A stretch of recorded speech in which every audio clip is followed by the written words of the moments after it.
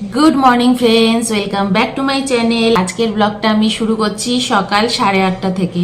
আজকে ঘুম থেকে উঠেই না ব্লগটা স্টার্ট করেছি। আর সকালবেলায় দেখো কমলা লেবু নিয়ে বসে গেছি।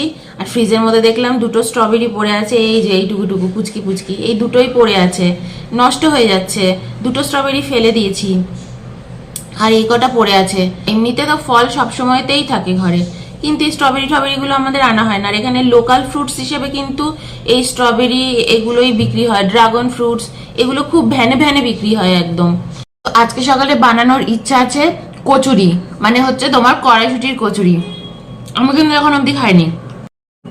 তার সাথে ফুলকপি পড়ে আছে, আলু, ফুলকপি, পনির এই দিয়ে তরকারি। দুপুরবেলা ভাবছি পনিরেরই তরকারি করবো, কারণ অনেকটা পনির পড়ে আছে। ওটাকে আস্তে আস্তে খেয়ে না শেষ করতে হবে। আর আমাদের পনির টনির খাওয়াই হয় না, নিরামিষের দিনেও অত খাওয়া হয় না। দেখো ব্রেকফাস্টে যে কচুরি খাবো তার জন্য দেখো তরকারি আমি অলরেডি বাটিতে সাজিয়েই নিয়েছি। আলু ফুলকপির তরকারি পনির দিয়ে। এই দেখো আলু ফুলকপির তরকারি পনির দিয়ে করেছি আর কড়াইশুঁটি দিয়ে করেছি, একদম নিরামিষই তরকারি এটা। আর এই দেখো ময়দা আটা মেখে রেখে দিয়েছি।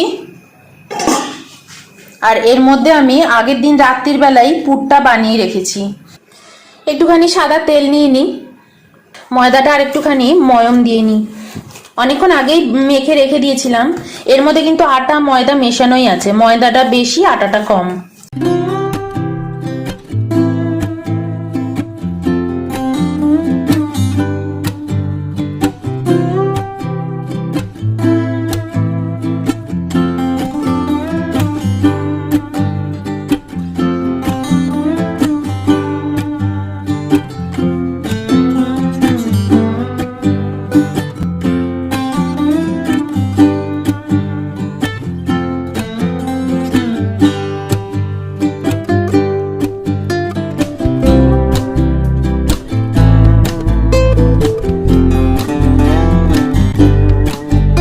আর এদিকে দেখো তেলও গরম হয়ে গেছে, তেলের মধ্যে কিন্তু আমি ঘিও অ্যাড করেছি।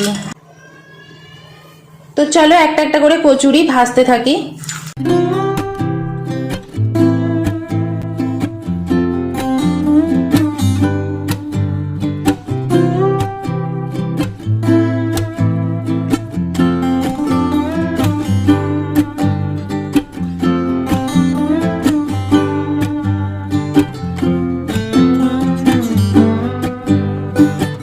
তো এখানে দেখো অলরেডি 8-10টার মতন কচুরি করেই নিয়েছি।